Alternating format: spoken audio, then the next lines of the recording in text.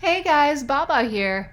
Okay, so I've got a book for today. This is Owl Moon, and it is by Jane Yolen, and it's illustrated by John Schoner. Yeah, all right. And it is a book that has won a Caldecott Medal. And so that is a medal that I believe is for really beautiful illustrations.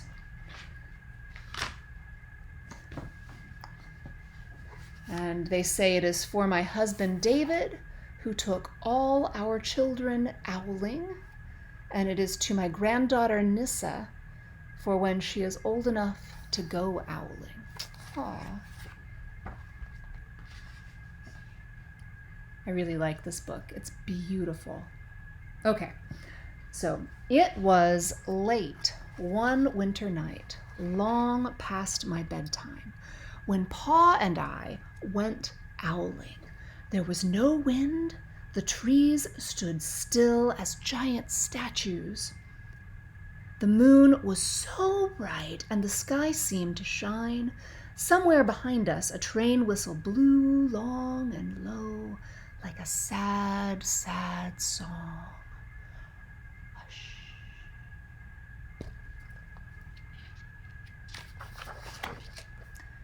I could hear it through the woolen cap Pa had pulled down over my ears. A farm dog answered the train, and then a second dog joined in. They sang out trains and dogs, and for a real long time. And when their voices faded away, it was as quiet as a dream. We walked on towards the woods, Pa and I. Look at them, they're walking. And there's the woods. Ooh, do you see that? That's a fox. Those woods look scary to me. Okay. Our feet crunched over the crisp snow, and little gray footprints followed us. Pa made a long shadow, but mine was short and round. I had to run after him every now and then to keep up, and my short, round shadow bumped after me. See, bump, bump, bump, bump, bump, bump. But I never called out. If you go owling, you have to be quiet. That's what Pa always says. I had been waiting to go owling with Pa for a long, long time. Look at all those footprints in the snow. And there's Pa's shadow. See how long it is? And there's the kid's shadow. Oh, look, it's a lot shorter. We reached the line of pine trees, black and pointy against the sky, and Pa held up his hand. Look, he's holding up his hand. I stopped right where I was and waited. He looked up as if searching for the stars, as if reading a map up there. The moon made his face into a silver mask, and then he called out, "Hoo-hoo, hoo-hoo-hoo, hoo-hoo," the sound of a great horned owl. "Hoo-hoo-hoo, hoo-hoo-hoo." Look, and there's the dad.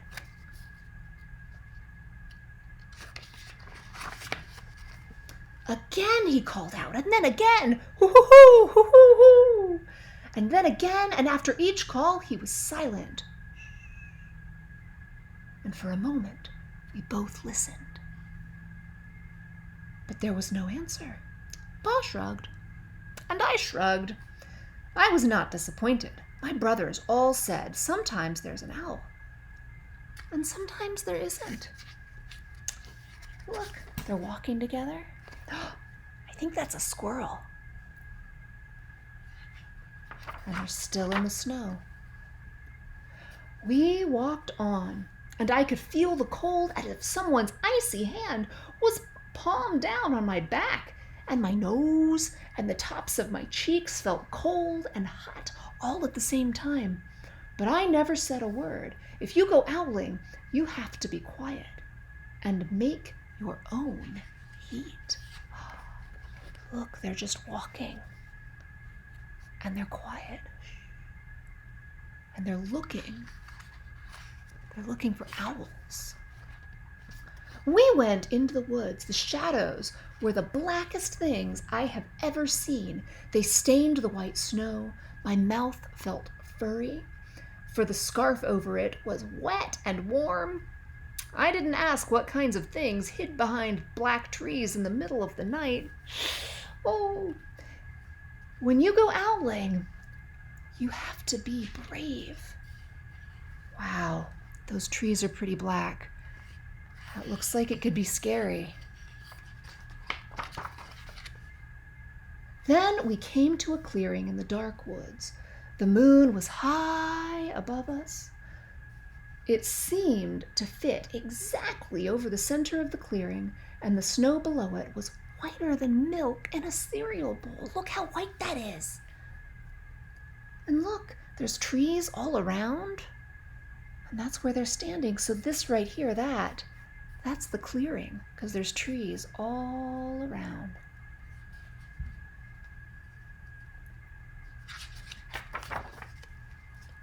I sighed,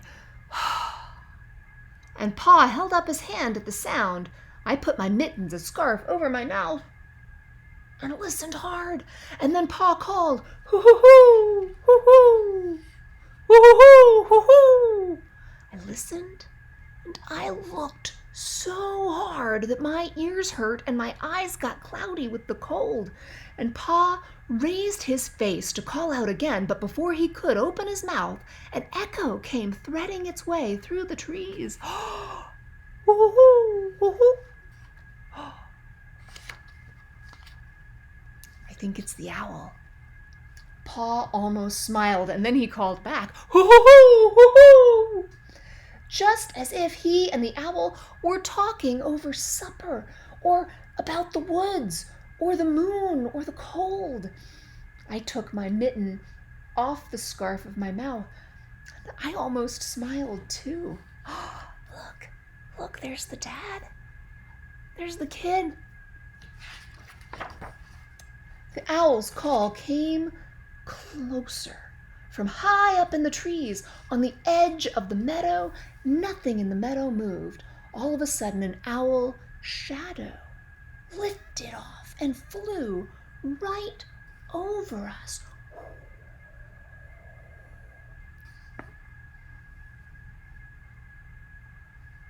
We watched silently, with heat in our mouths, the heat of all of those words we had not spoken. The shadow hooted again. Hoo-hoo-hoo, hoo-hoo. Pa turned on his big flashlight and caught the owl just as it landed on a branch. Look at that. Look, and there's Pa, and there's the kid. Wow. For 1 minute, 3 minutes, maybe even 100 minutes, we stared at each other. Wow. And then the great owl pumped its great wings and lifted off the branch like a shadow without sound, and it flew back into the forest. Time to go home, Pa said to me. And I knew then we could talk. I could even laugh out loud. But I was a shadow as we walked home. When you go owling, you don't need words or warm or anything but hope. That's what Pa says. The kind of hope that flies on silent wings under a silent owl moon. Oh, wow. That was a really cool book. Oh, I'm glad I got to read that with you guys. It makes me want to go look for owls. All right. I love you, and I will read to you next time. Bye.